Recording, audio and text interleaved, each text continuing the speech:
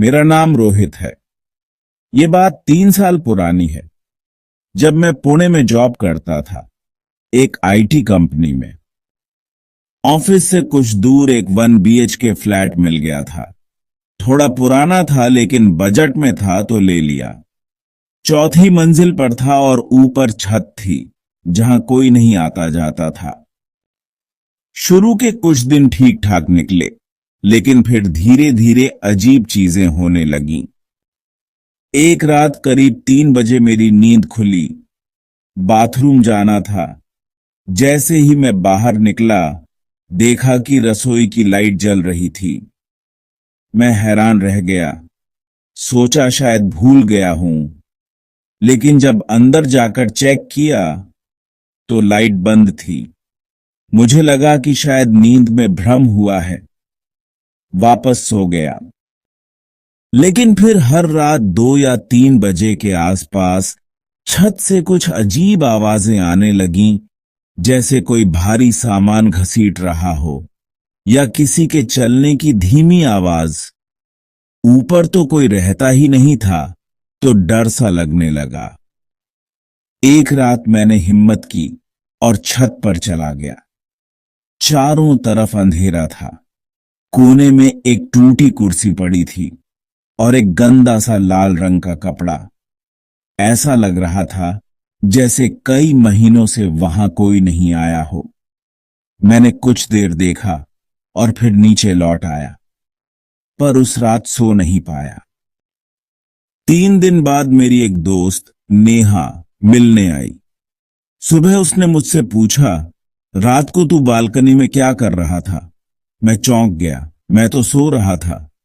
उसने कहा, मैं नींद में उठी थी, देखा तू बाहर बालकनी में खड़ा था, सामने की बिल्डिंग की तरफ देख रहा था। मैंने आवाज दी तो तू अंदर चला आया, बिना पलटे, एकदम शांत। मुझे कुछ भी याद नहीं था। एक पल के लिए तो लगा कि वो मजाक कर रही है, लेकिन उसके चेहरे की गंभीरता देख के समझ गया कि वो सच कह रही थी। मैंने उस बिल्डिंग के पुराने चौकीदार से बात की। पूछा, इस फ्लैट में पहले कौन रहता था? उसने थोड़ी देर चुप रहने के बाद कहा, इस घर में पहले एक औरत रहती थी, अकेली। लोग कहते हैं उसने छत से कूदकर जान दे दी थी, और तब से छत पर अक्सर लाल साड़ी में कोई औरत घूमती दिखती है। लाल साड़ी? तभी मुझे छत पर पड़ा वो लाल कपड़ा याद आया। मैं बहुत डर गया।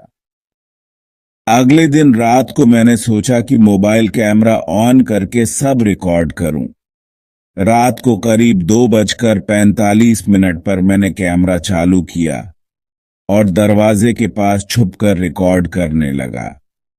थोड़ी देर बाद फिर वही आवाजें आईं, कुर्सी घसीटने की, फिर एक धीमी सी लोरी जैसी धुन।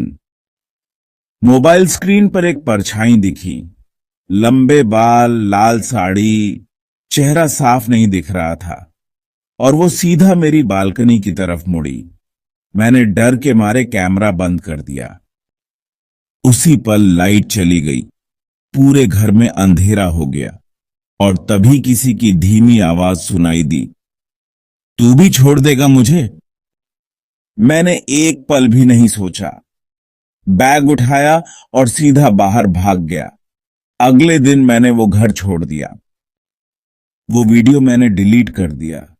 दोबारा वो चीज नहीं देखना चाहता था। आज भी जब कोई मुझसे पूछता है कि क्या भूत होते हैं, तो मैं बस मुस्कुराकर कहता हूं, कुछ सच्चाई सिर्फ महसूस की जा सकती है।